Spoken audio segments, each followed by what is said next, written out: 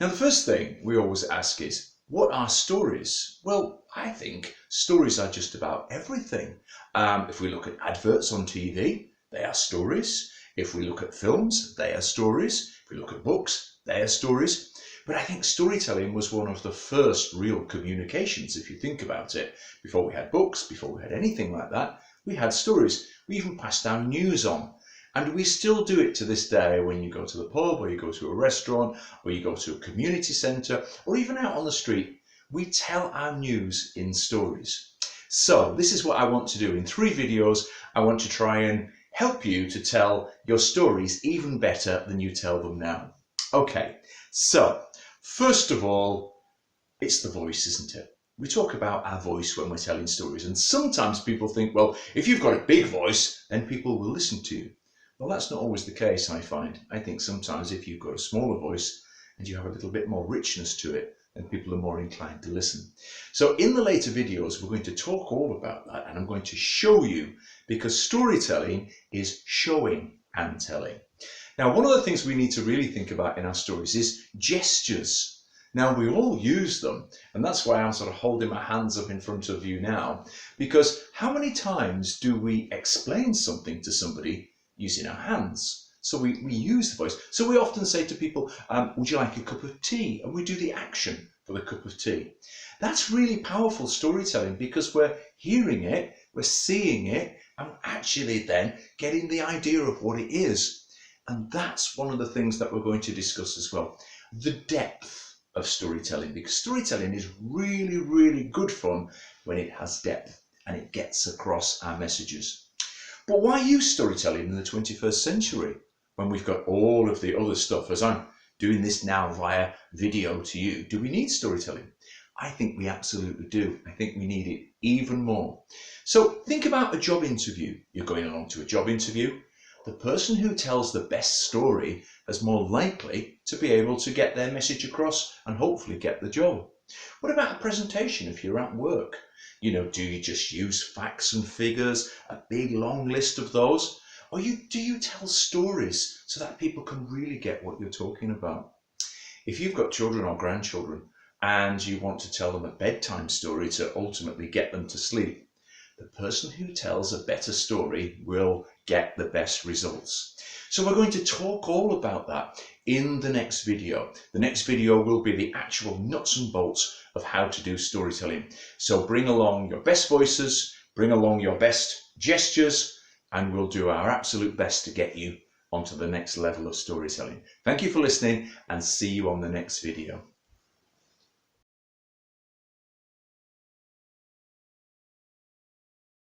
Hello, it's Richard O'Neill, storyteller and author, back again for part 2 of our storytelling course. Now, when I left you last time with the introduction video, we talked about voices and we talked about gestures using our hands. Now what we've got to think about is the story. What story are we going to choose? Now, you might want to choose a story from your own life, and that would be absolutely great.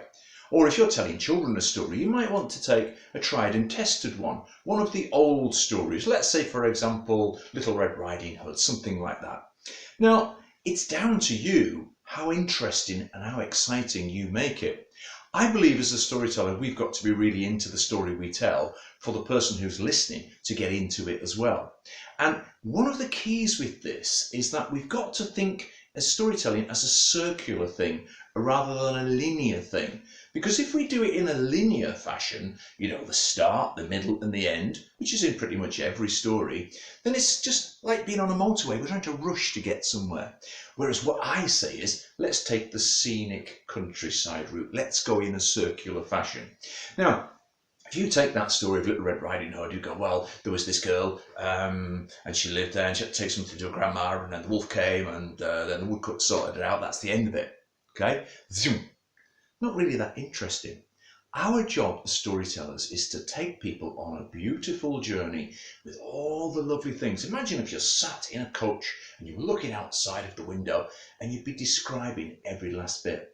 And remember, as a storyteller, you are just about everything. You are what I say is a human television set. You are the sounds, you are the pictures, you are the smells, you are everything for that person.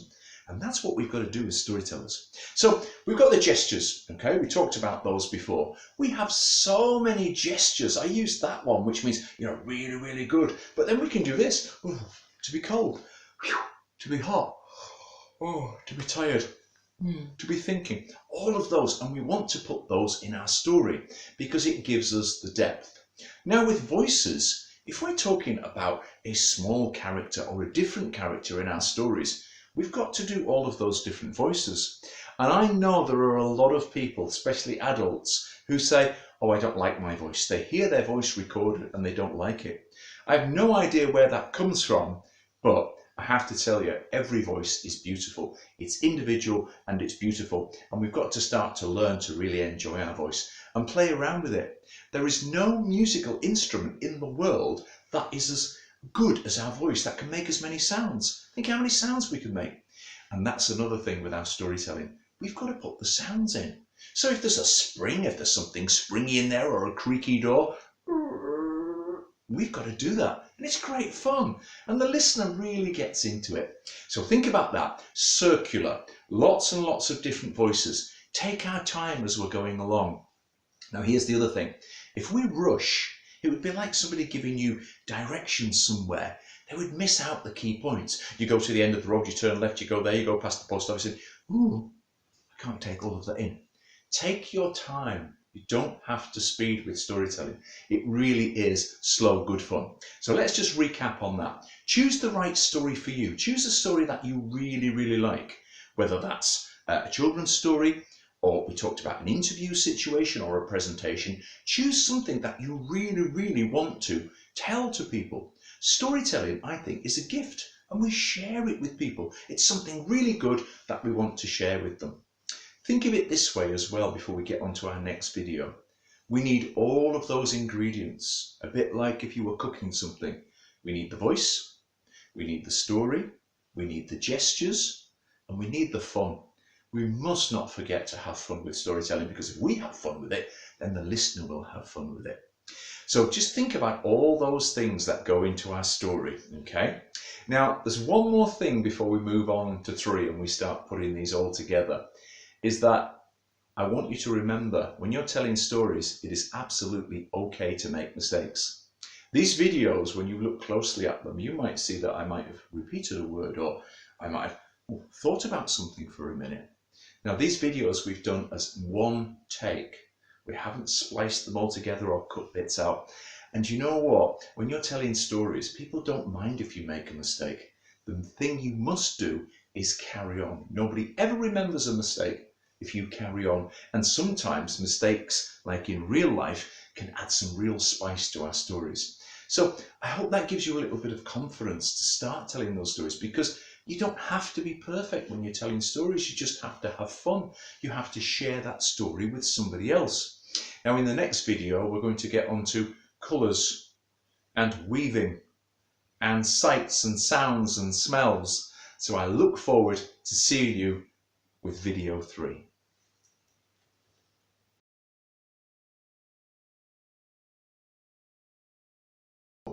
Now, video 3 is about putting it all together.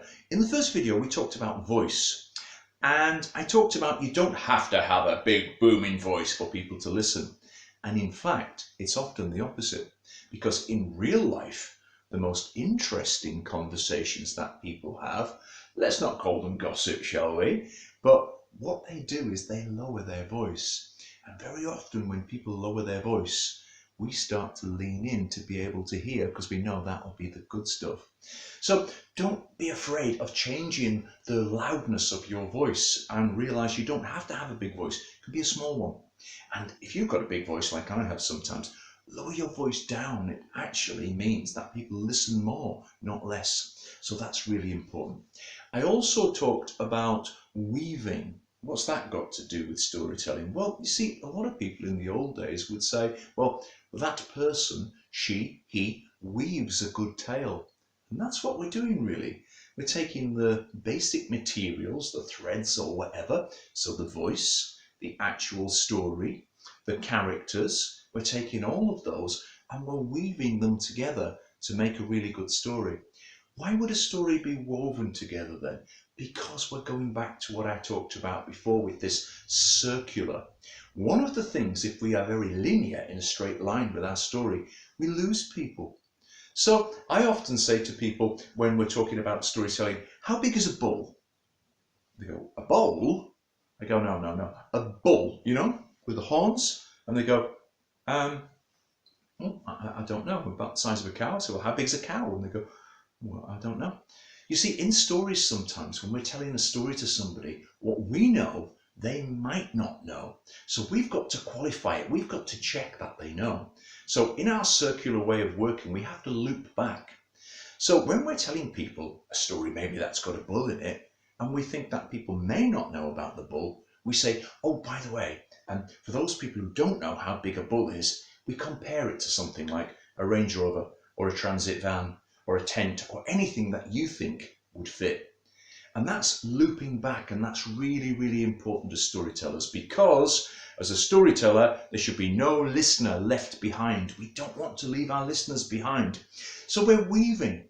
And when we've got this very, very strong tapestry of story, it means that we keep people with us all the way through to the end.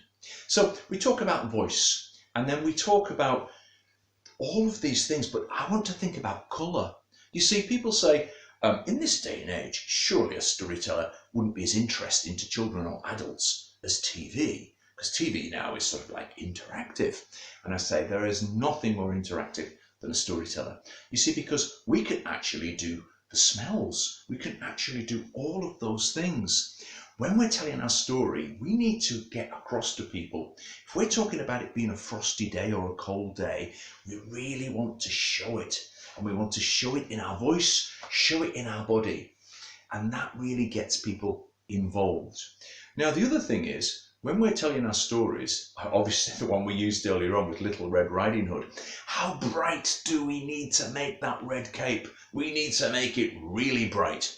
If she's in the woods, the forest, we need to think about the greenness, the brownness, all the different colours that we might get in a wood. Now, the other thing we need to put into that story are the sounds. What sounds would we hear in the wood? Would we hear twigs as they snap? Would we hear birds fluttering through the trees? Think of all those sounds and put them into your story. Really, really important. Now, the other thing is our smells. Lots of people know what things smell like, but we can also put the smells of flowers. We can put all of those things, colours, sights, sounds.